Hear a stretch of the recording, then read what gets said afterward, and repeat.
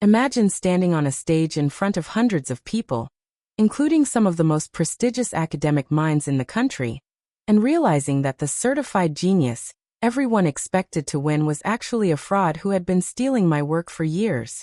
I'm going to ask you right now, and I want you to be honest. If you had the power to humiliate someone who spent their entire life looking down on you, would you take that shot in front of a live audience? Or would you take the high road and let them keep their unearned glory? I had to make that choice, and what I did next changed the trajectory of my entire life, but it also started a war within my own family that still hasn't ended. This isn't just about a math contest. It's about the moment I stopped being the invisible girl in the corner and became the person everyone was terrified of. And I need to know if you think I went too far. To understand why this moment was so explosive, you have to understand my life growing up. I was always the quiet one in a family that valued noise and prestige above everything else. My older brother, Leo, was the golden child. From the time he was 5, my parents labeled him a math prodigy. He had the trophies, the private tutors, and the constant adoration of our community. I, on the other hand, was just his younger sister. I was the one who sat in the back of the room during his tutoring sessions, supposedly playing with blocks, but in reality, I was absorbing every single formula, every theorem, and every logic puzzle like a sponge. My parents never noticed that while Leo was struggling to keep up with the advanced curriculum they forced on him, I was solving the problems in my head before the tutor even finished writing them down. Leo knew though. He saw me one night when I was 10, scribbling the solution to a complex calculus problem in the back of my notebook. A problem he had spent 3 hours crying over. Instead of being proud, he looked at me with a cold, desperate kind of fear. That was the night he made me promise never to tell our parents how easy math was for me. He told me it would ruin the family's dynamic, that mom and dad needed him to be the genius because they had invested everything in him.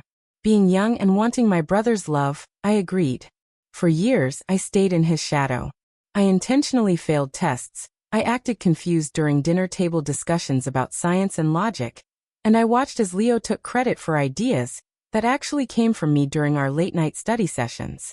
He became a local celebrity, the boy who was destined for greatness, while I was just the girl who was good enough to get by. Every birthday, every holiday, and every family gathering was centered around Leo's latest academic achievement. I remember one Thanksgiving when my uncle Marcus, who is a structural engineer, brought over a complex blueprint and a set of structural load calculations he was working on. He sat Leo down and challenged him to find a specific weight distribution error. Leo sat there for 45 minutes, sweating, his face turning a deep shade of crimson as he pushed numbers around on a napkin that made absolutely no sense. I was standing behind him, ostensibly clearing the plates, and I saw the error within 30 seconds. It was a simple decimal misplacement in the vector calculus section. I leaned over to pick up a glass, and I whispered the correction into Leo's ear so softly that no one else could hear. A second later, Leo's eyes lit up with fake realization. He announced the answer as if it were his own, and the whole table broke into applause. My father beamed with pride, patting Leo on the back while I quietly walked into the kitchen to wash the dishes alone. This was my life. I was the engine, and he was the shiny car getting all the attention. By the time the National Mathematics Invitational came around, the stakes were higher than they had ever been.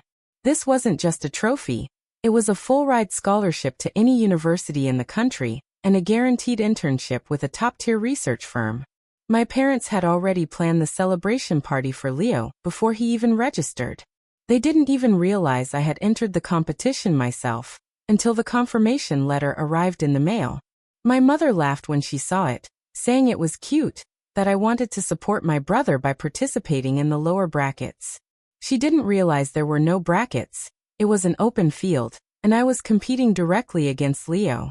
The tension in our house became suffocating. Leo stopped talking to me entirely, spending all his time locked in his room with the study guides I had secretly annotated for him over the months. I felt a pit in my stomach every time I saw him. I was torn between the loyalty I felt for my brother and the burning desire to finally be seen for who I actually was. I spent my nights at the library, working on problems that were years beyond my grade level, feeling a sense of power I had never known. I realized that math wasn't just numbers to me. It was a language that explained the world, and for the first time, I wanted to speak it out loud. The weeks leading up to the event were psychological warfare. Leo would come into my room at 2 a.m., looking haggard and desperate, tossing a textbook onto my bed. He wouldn't even ask. He would just point at a chapter on non-Euclidean geometry and wait. And like a fool, I would sit up, rub the sleep from my eyes, and explain it to him until he could mimic the logic well enough to pass for a genius the next morning. I was basically building the gallows that my own reputation would hang from. I remember thinking, if I keep doing this, I will never exist. I will just be the ghostwriter for his life story. The day of the contest was a blur of fluorescent lights and the scratching of pencils on paper. There were hundreds of students there, but everyone's eyes were on Leo.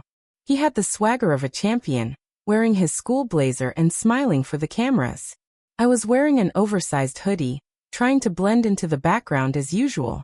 The competition was structured in rounds, with the difficulty increasing until only the top 2 remained for a live, lightning round finale on stage. As the rounds progressed, the crowd began to murmur. One by one, the favorites were eliminated. When the announcers called out the names of the final 2 contestants, the room went silent. It was Leo and me. My parents were in the front row, and the look on their faces wasn't pride. It was pure, unadulterated shock and confusion. They looked at me like they were seeing a stranger. Leo, on the other hand, looked like he wanted to vanish. He knew the truth. He knew that without me whispering hints or leaving my notes open on the desk, he was vulnerable. So here we are at the halfway point of this disaster, and I'm standing on that stage with the lights blinding me, looking at my brother who has spent years using my brain to build his reputation. My parents are watching, the judges are waiting, and the entire room is expecting the genius to sweep the floor with his little sister. I had a choice. I could throw the match to save my brother's ego and keep my family happy, or I could finally show the world what I was capable of. Before I tell you what happened when the final question was read, I want you to pause right now and go to the comments. What would you have done?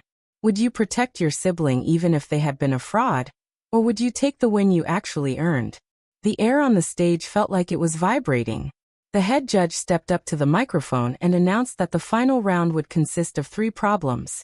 The first person to buzz in with the correct answer, and a verbal explanation of the proof would win the point.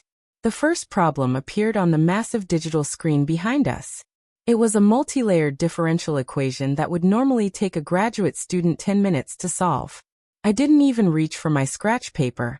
I looked at the numbers, felt the pattern click into place in my mind, and hit the buzzer within 5 seconds. The sound echoed through the hall. I gave the answer and walked through the proof with a clarity that left the judges speechless. I didn't look at Leo, but I could hear his heavy breathing next to me. The second problem was even harder. A geometric sequence hidden within a probability matrix. Again, I didn't hesitate. It was like I could see the answer glowing on the screen before the question was even fully displayed. I buzzed in, gave the solution, and the score was 2-0. One more point and I would be the champion. I could feel my father's eyes boring into the side of my head from the audience. I knew what he was thinking. He was wondering how his average daughter was destroying his star son. The final question was the tiebreaker style problem, designed to be nearly impossible under time pressure. It was a problem involving prime number distribution that Leo had actually asked me about 3 weeks prior. A problem I had explained to him in detail while we were eating pizza in the kitchen. I looked over at him, and for a split second, I saw him start to smile. He remembered. He thought this was his moment to catch up because I had literally given him the answer before. He reached for his buzzer, his hand trembling with anticipation. But in that moment, I realized something. If I let him win this point, he would stay the genius, and I would go back to being the shadow. I realized that my silence was the fuel for his lie. As the judge finished reading the prompt, Leo slammed his hand down on the buzzer, but I was a millisecond faster. The light on my podium turned green. I didn't just give the answer. I pointed out a flaw in the way the question was structured, offering a more elegant solution that the judges hadn't even considered. The room erupted. People stood up, cheering and shouting. I looked down at my parents. My mother had her hand over her mouth, and my father looked like he had seen a ghost. Leo just stood there, his arms hanging limp at his sides. The mask of the prodigy finally shattered in front of the world. He didn't even congratulate me. He just walked off the stage before the trophy was even presented. The drive home was the quietest 30 minutes of my life. My parents didn't say a word. When we got inside, the explosion finally happened. My dad didn't congratulate me on the scholarship. Instead, he demanded to know why I had embarrassed my brother like that. He actually accused me of being calculated and cruel for choosing that specific moment to show off. That was when I lost it. I went to my room, grabbed every single notebook I had filled over the last 7 years, and dumped them on the living room floor. I showed them the dates, the handwriting, and the complex theories I had written while Leo was playing video games or crying over basic algebra. I told them about the midnight tutoring sessions, the whispered answers at dinner, and the promise Leo had forced me to make when I was only 10 years old. I told them that their Prodigy was a project I had been working on, not a gift from God. The silence that followed was even heavier than the one in the car. Leo was standing in the doorway, tears streaming down his face, and for the first time he didn't look like a genius. He looked like a little boy who had been caught stealing. The aftermath was a total explosion. The media flocked to me, calling me the hidden math queen. But behind closed doors, the atmosphere was poisonous. Leo didn't come home for 2 days. When he finally did, he locked himself in his room and refused to speak to anyone. My parents were caught in this weird limbo where they were happy about the scholarship money, but embarrassed that their entire narrative about Leo had been a lie.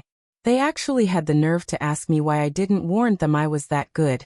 As if I hadn't been sitting right in front of them for 17 years.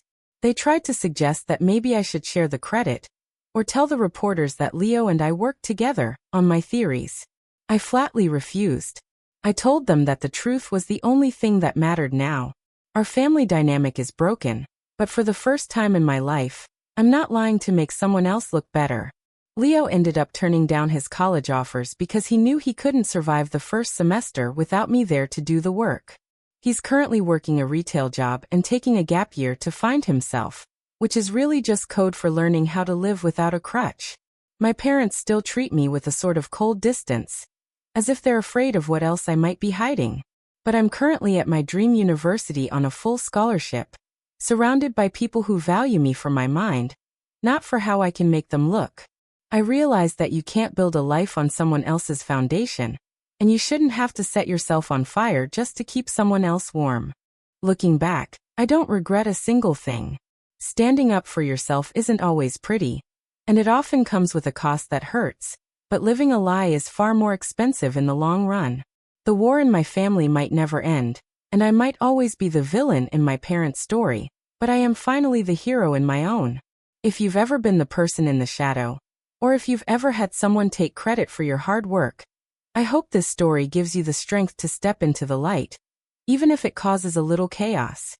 Like this video if you were on my side, and think I did the right thing by winning that contest.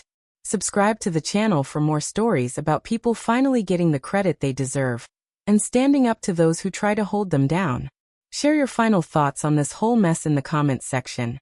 Did I ruin my family, or did I finally set us all free from a lie? I'll see you all in the next story.